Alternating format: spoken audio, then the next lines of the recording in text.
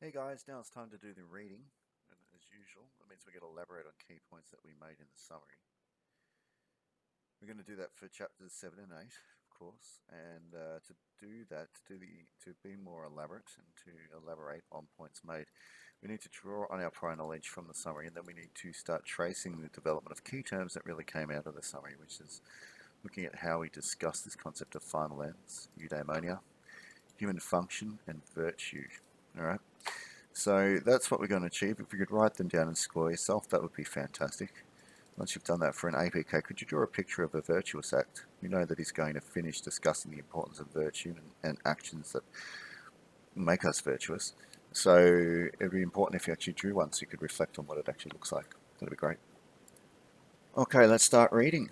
7. Let us again return to the good we are seeking and ask what it can be. It seems different in different actions and arts. It is different in medicine, in strategy, and in the other arts likewise. What then is the good of each? Surely that for whose sake everything else is done. So in other words, it's about subordinate ends and the chief final end again.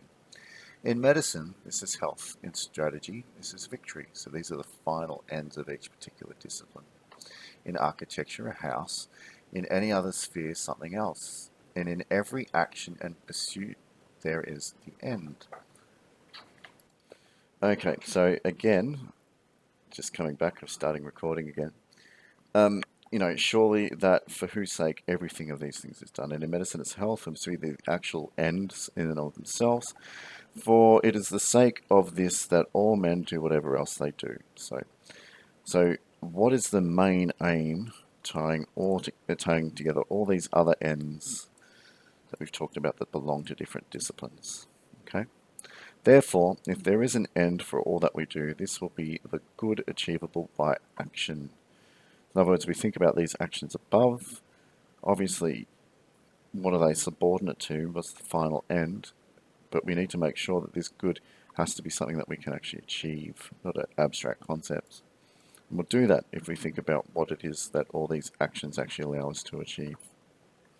And if there are more than one, though these will be the goods achievable by action. So I am absolutely concerned with achieving goods through action. And we'll do that by looking at the goods achieved by many actions. Take a note. So the argument has, by a different course, reached the same point, but we must try to state this even more clearly, since there are evidently more than one end, and we choose some of these, for example, wealth, flutes, and in general instruments. For the sake of something else, clearly, not all ends are final ends, but the chief good is evidently something final. So we know that, like, pursuing health might not be the chief good, it might be the final end. But the one thing that we can definitely say is the chief good. The number one top final end is the chief good. But maybe the chief good has more of a specific form. Maybe this is just saying the chief good is evidently something final. But maybe what is the chief good? Therefore, if there is only one final end, this will be what we are seeking. And if we are more than one, and if there are more than one, the most final of these will be what we are seeking. Now we call that which is itself worthy of pursuit more final than that which is worthy of pursuit for the sake of something else, and that which is never desirable for the sake of something else more final than the things that are desirable both in themselves and for the sake of that other thing. And therefore we call final without qualification that which is always desirable in itself and never for the sake of something else. So this is just him saying right here, the final good must be something that is good in itself. There is nothing else. Completely self-referential. Okay? Take a note. Now, such a thing, happiness, above all else, is held to be. So he's saying happiness is the final good, right? Because it meets all the criteria we raised here. You should probably take a note. I don't know if I mentioned that clearly in the summary, but it's pretty much argued here that the final chief end is happiness. And I think that's made really clear here, so take a note. So for this, we choose always for itself and never for the sake of something else. It meets the criteria discussed up here. But honour, pleasure, reason, and every virtue we choose indeed for themselves, for nothing resulted from them, we should still choose each of them. But we choose them also for the sake of happiness. So we choose these other smaller pleasures because they ultimately pursue happiness. It's a final end. Judging that through them we shall be happy. Happiness, on the other hand, no one chooses for the sake of these, nor in general for anything else other than itself. So happiness is a final end that we choose for in and of itself. From the point of view of self-sufficiency, the same result seems to follow, for the final good is thought to be self-sufficient. Now, by self-sufficient we do not mean that which is sufficient for a man by himself, or for one who lives a solitary life, but also for parents, children, wife, and in general for his friends and fellow citizens, since man is born for citizenship. But some limit must be set for this, for we extend our requirement to ancestors and descendants. Sorry, for if we extend our requirement to ancestors and descendants and friends, we are forever in an infinite series. So let us examine this question, however, on one other occasion. The self-sufficient we now define as that which, when isolated, makes life desirable and lacking nothing. So this wasn't pointed out in the summary. Self-sufficient makes life desirable, the most desirable, and it lacks nothing. And such we think happiness is to be. So happiness is self-sufficient because it doesn't lack anything, right? And it is the most desirable thing. Take a note. Further, we think it most desirable of all things, not a thing counted as one thing among others. So again, this is saying it's self-sufficient, it lacks nothing, it's the most desirable. But the reason why it lacks nothing is because it's completely self-sufficient. And then, well, on the side, we'll just mention that it is the most desirable and can't be counted among others. Okay? If we were so counted, it would be clearly made more desirable by the addition of even more other goods, which, you can't make happiness more desirable by adding other goods. It's an umbrella term. For that which is added becomes an excess of goods, and of the goods, the greater is always more desirable. Happiness, then, is something final and self-sufficient and is the end of action. So it's the end result of the actions that are good. Take a note. Presumably, however, to say that happiness is the chief good seems like a platitude. In other words, it's a meaningless moral statement. And clear account of what is still a clear account of what and a clear account of what it is still desired. This might perhaps be given if we first ascertain the function of man. For as for a flute player, a sculptor, or an artist, and in general for all things that have a function or activity, the good of the well is thought to reside in the function. So it would seem to be for a man, if he has a function. So let's go over this again. If a flute player or sculptor sculptors well, then they've achieved the final good, and their function is to sculpt, or the function is to play the flute. Hence we say that the actual good of flute playing is to play the flute well. Have the carpenter then and the tanner certain functions or activities, and has man none? Is he born without function? Or as eye, hand, foot, and general, each of the other parts evidently has a function, may one lay it down that man similarly has function apart from all these? So he's saying, okay, well, let's assume that because our components have function, maybe we have a function that might transcend it, because overall they have a function together. I don't know. What can this function then be? Life seems to belong to plants, but we are seeking what is peculiar to man. So we share that we share life, the goal of life in common with plants. It's not something unique to man. Let us exclude, therefore, the life of nutrition and growth. Next, there would be life of perception, but it also seems to be shared even by the horse, the ox, and every animal. There remains, then, active life of the element that has reason.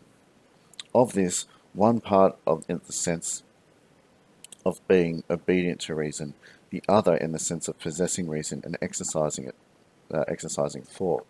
So the capacity to use reason, he's saying, is what separates us from animals and plants, and it's a unique function of thing we do, which was brought up in the summary. Take a note. And as life of the rational element also has two meanings, in other words, we're obedient to it, and also we can exercise it and possess it, we must state that the life in the sense of activity is what we mean. So in other words, it's practicing reason, which is what relates to or produces the final, uh, which is the function. The function is engaging in reason and following reason. Okay, take a note. It should be pointed out that's the function of the soul, which separates us from plants and animals. For this seems more a proper sense of the term. Now, if the function of man is an activity of soul which follows or implies reason, and if we say so and so and a good so and so have function which is the same kind, for example, a lyre player and a good lyre player, and so without qualification in all cases, eminence in respect of goodness being added to the name of the function. For the function of a lyre player is to play the lyre player, and that of a good lyre player is to play it well. If this is the case, and we state the function of a man being a certain kind of life, and to this be an activity of actions of the soul implying a rational principle, and the function of good man to be the good and noble performance of these rational principles, which he didn't mention, but it's implied. And if action is well performed, then performed in accordance with the appropriate virtue, and if this is the case, all right, that is so long it's not funny. But I think what he's really doing here is he's saying virtue is a function of reason, being virtuous, which wasn't really brought up in the summary. So a human being which has a soul, which is capable of exercising reason and following reason, should, if in order to be a good human, perform that function well, should reason well, and should act according to reason well. And this would therefore emanate or create virtuous behaviors. So virtue really is, and it's kind of implied, it's virtue is the result of acting in accordance with reason, and virtue is being able to reason well and act accordingly. Take a note. Remember, that's the case because humans have a unique function, which is the capacity to reason, and if you reason well, then you're performing the function well, and remember, the goodness resides in the function. So our goodness resides in the function to reason well, and the application of that reason produces virtuous acts. Human good turns out to be an activity of the soul exhibiting virtue, and if there are more than one virtue in accordance with the best and most complete. But we must add in a complete life, for one swallow does not make a summer, nor does one day, and so to make a day or a short time does not make a man blessed and happy. In other words, you must practice virtue, or the application of reason, to the way that you behave amongst other men. You must practice that throughout your whole life, because one sparrow does not make a summer.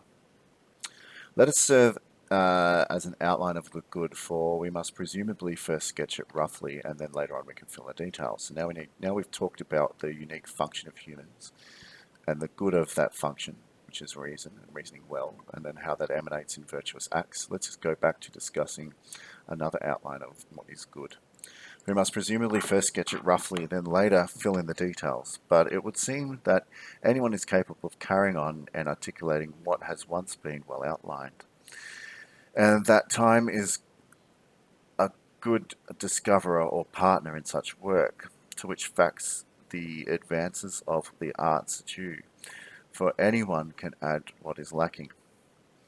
And we must also remember that what has been said before, and not look for precision in all things, but in each class of things such precision as accords the subject matter, and so much as is appropriate to the inquiry. For a carpenter and a geometer investigate the right angle in different ways.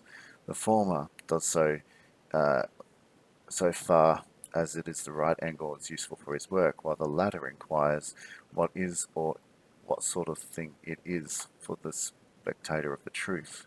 We must act in the same way. That's the same way as the geometer, not the carpenter. Same way then in all other matters as well, that our main task may not be subordinated to minor questions, nor must we demand the cause of matters alike. It is not enough in some cases that the fact be well established, as in the case of the first principles. The fact is a primary thing and a first principle. Now the first principles we see some by induction, and some by perception, and some by certain habituation, and others too in other ways. But each set of principles we must try to investigate in a natural way, and we must take pains to determine them correctly, since they have a great influence on what the whole and what the many questions asked are cleared up by it. Oh my God, that's so long. You're probably thinking, what are you talking about? So let's take a break. I think what he's basically saying is my methodology is kind of like trying to find the necessary truths. The truths. I'm sorry, I shouldn't use necessary because that's a logical and deductive term. I'm trying to find truths that are useful to our inquiry. They might not be 100% exact, but they need to be useful and applied in a way that can be best suit this particular type of dialogue. So that's all he's really saying in that long explanation. And I think he's assuming that we're working from first principles that we've basically arrived at through induction. Take a note. All right, let's keep going. Our definition is confirmed by current beliefs about happiness. So 8. We must consider happiness in the light not only of our conclusion or our premises, but also of what is commonly said about it. So this is where he's saying we're moving away from that idea of what makes us happy is the final achieved good, and we might find that the that's related to being virtuous, because virtue is the result of reason, which is the sole function that belongs to the humans, and reasoning well one will conduct and engage in virtuous acts, which will in turn probably lead to their happiness because they're performing their own internal function well, right? Take a note. So, but we need to now look at common assumptions. For what a true view of all the data harmonize, but with a false one, the facts soon clash. So now goods have been divided into 3 classes. This is by common opinions. And some are described as external, others relating to our soul or body. We call those that relate to the soul most properly and truly goods. So the ones that are most close to being true goods are the soul-related ones. And physical actions and activities we must class as relating to the soul. Okay, it's bizarre. Therefore, our account must be sound, at least according to this view, which is an old one and agreed on by philosophers. It is correct also in the way that we identify the end with certain actions and activities. So these are actions that must be engaged by the soul, not by the body, but they can be physical actions because the soul can compel the soul can compel the body to engage in physical actions. But these actions must concord with the capacity to perform reason and virtue, of course. It's correct also that we identify the end of certain actions with activities, for thus falls among goods of the soul and not among external goods. Yep. Another belief which harmonizes with our account is that the happy man lives well and fares well, for we have practically defined happiness as a sort of living and faring well. The characteristics that are looked at for in happiness seem also, all of them, to belong to what we have defined happiness as being.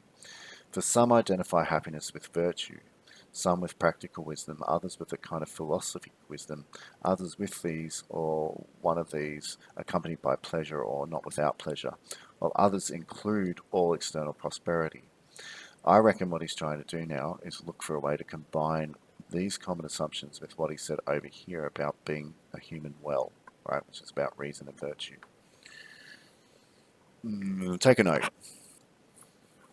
All right.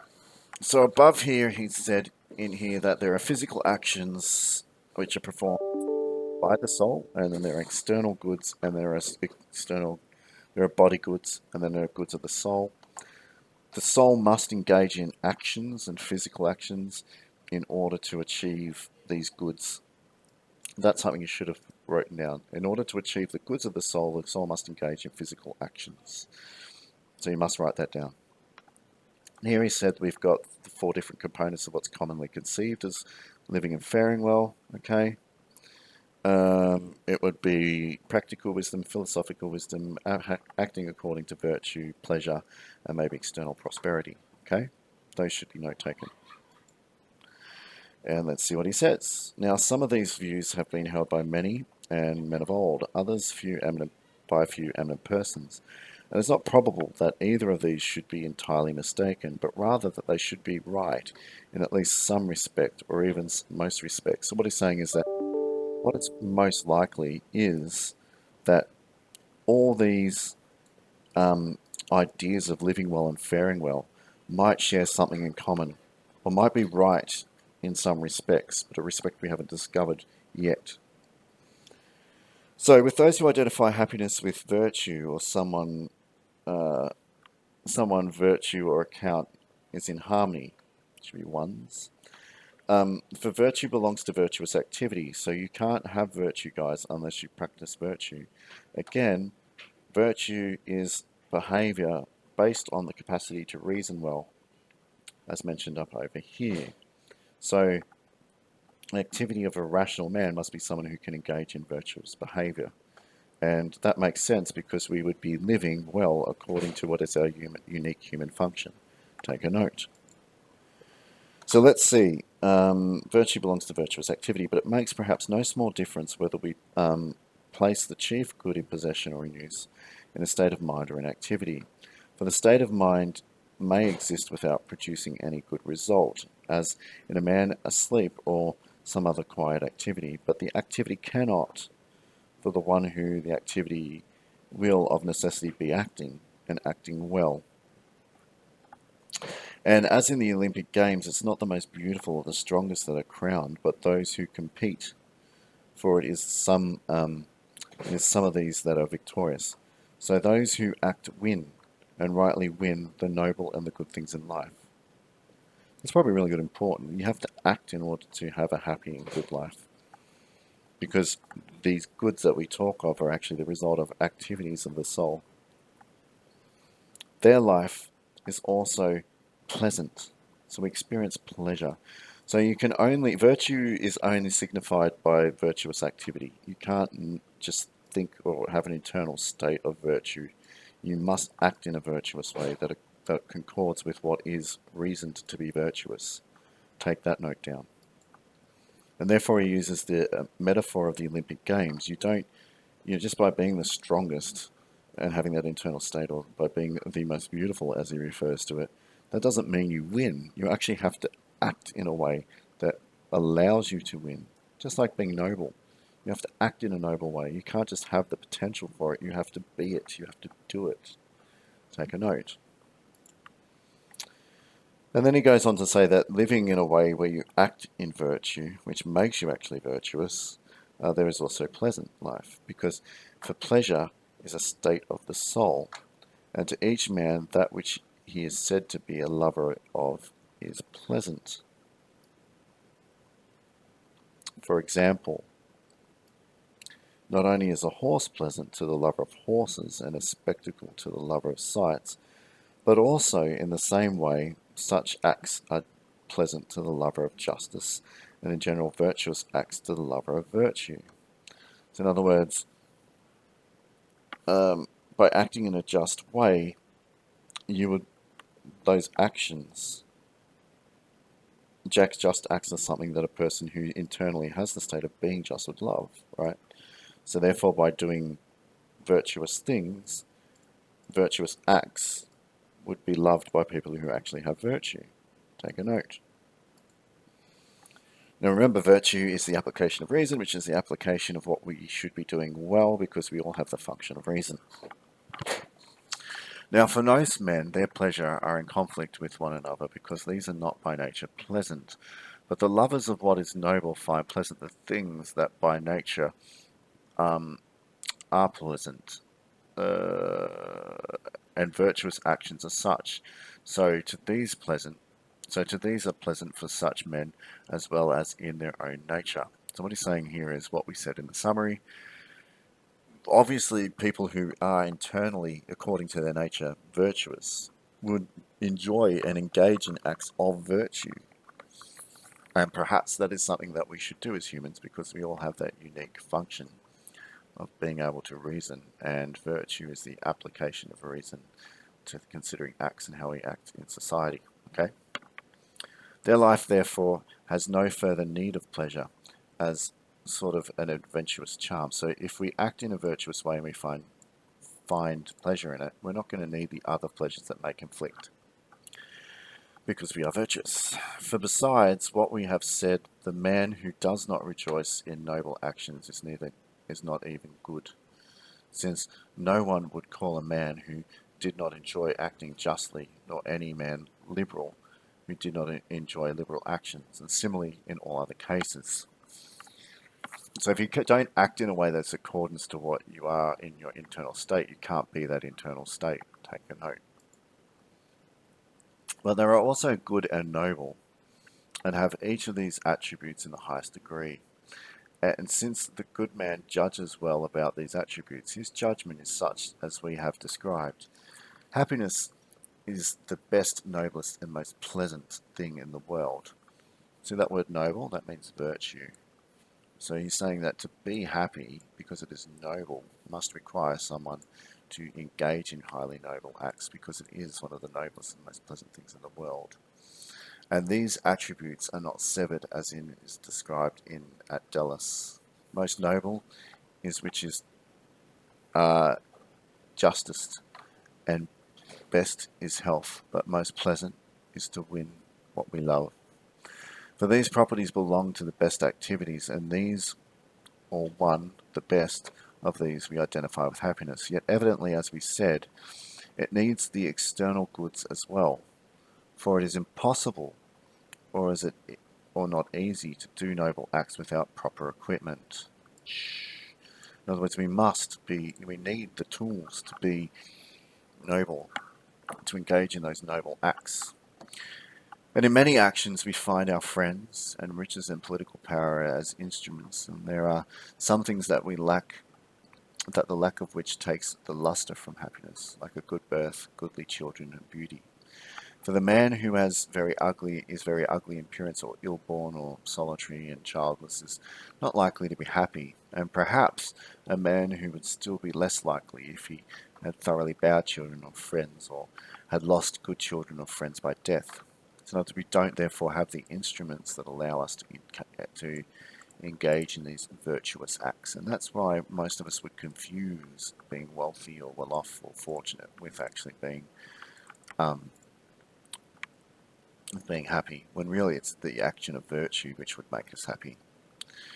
As we said then, happiness seems to need this sort of prosperity in addition. For what reason some identify happiness with good fortune, though others identify it with virtue.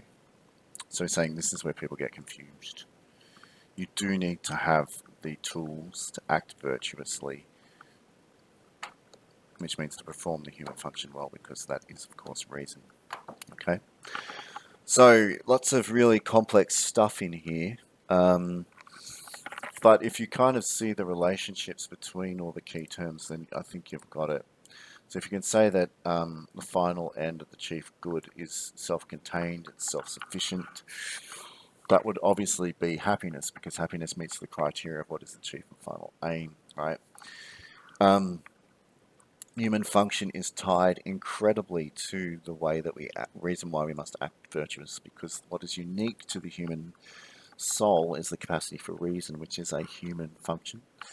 And acting virtuously will always be the result of applying reason to the way that we act and conduct ourselves with others. So virtue is, so being a human well means to perform that function of reason well, and to perform the function of reason well means to act virtuously. Eudaimonia, we achieve that ultimate self-contentedness and happiness by being ourselves well. It also means that people that are happy would obviously fare well, and people that fare well would tend to live a pleasant life. But he says that virtue is ultimately the chief good, and if you live a life according to virtue, there will be no other goods that conflict with it, because you realize that it is the chief good. And virtue, therefore, is the way to happiness. The way to happiness, because it is the application of a reason to our actions. You can't be virtuous unless you act virtuous, right? So it is achieved through activity. and the result will be happiness, because a person who is virtuous, who by nature loves virtuous acts, and therefore wants to conduct them, and therefore it is pleasant. So all these things should make lots and lots of sense. It was very deep, that section. You should be processing it. Hopefully your notes are really keeping you kind of in depth and give you a decent understanding of what he's arguing. Right, cheers.